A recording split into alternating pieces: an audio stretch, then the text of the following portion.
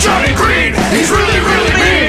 Mean Johnny Greene, did we mention that he's mean? I told you not to pick that dude, but his team, well, they suck. His arm's more suited for flipping burgers. You picked a Browns player? You're an idiot. Welcome to Week 12, the Thanksgiving edition. This week is a very tricky week in fantasy football as 6 teams play on Thursday, so it'll sneak up on you. Let's jump right into the quarterbacks that I think could have a good week for you. Colt McCoy took over Cleveland in the toughest stretch of the season, and now he gets to take on lowly Carolina at home. Look for him to have a career day. Also like Shaun Hill at home versus New Orleans. New Orleans is a defense that really relies on game planning, and they'll have a short week going into Thursday. So I look for Shaun Hill to use his weapons to put up some fantasy numbers this week. At the running back position, I like Mike Goodson at Cleveland. He's coming off back-to-back 100-yard games and is sure to be a hot topic on the waiver wire. With Carolina's banged-up offense, he'll get plenty of opportunities to perform this week.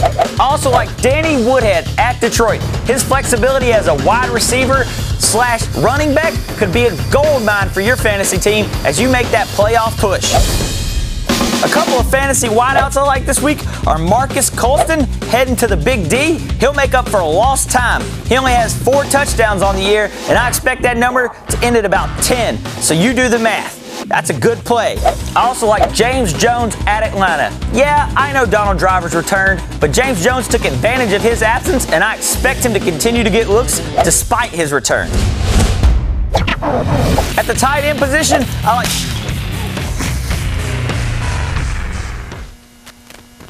Wow. Whew. Take 2.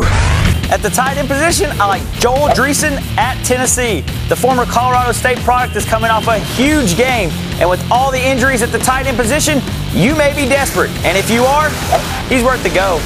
All right, let's move along to defense. I like Pittsburgh at home versus Buffalo, but that one's so obvious, I'm going to give you seconds on defense. I also like Cleveland at home versus Carolina. Carolina is a complete mess on offense right now, and Cleveland hasn't looked half bad. Now that your plate's clean, it's time to jump back in line for seconds. I also like Minnesota at Washington. This is a classic case of addition by subtraction. Brad Childress had to go, and I look for the team to respond and perform very well for a longtime assistant coach, Leslie Frazier. No, this isn't as comfortable as it looks, but you'll be equally as uncomfortable if you start these guys. Quarterback Eli Manning at home versus Jacksonville. On paper, this matchup looks great, but Eli will be without his 2 starting wideouts, and I expect them to show their power run game in this one. Darren McFadden is taking on Miami. He is also a no-go for me. He has 4 touchdowns on the year, and 3 of those came in the same game.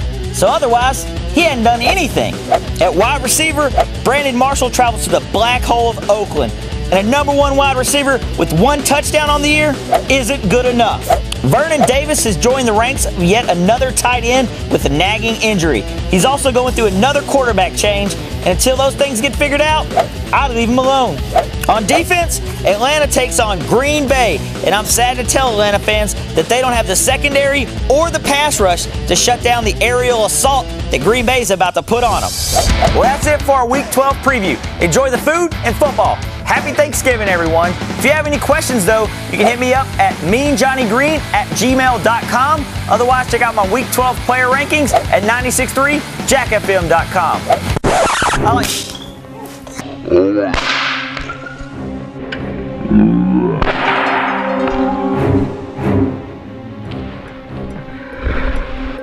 After today's light scare, we've decided to do all remaining production without lights. So until Week 13, I'm Mean Johnny Greene, urging you to live the fantasy.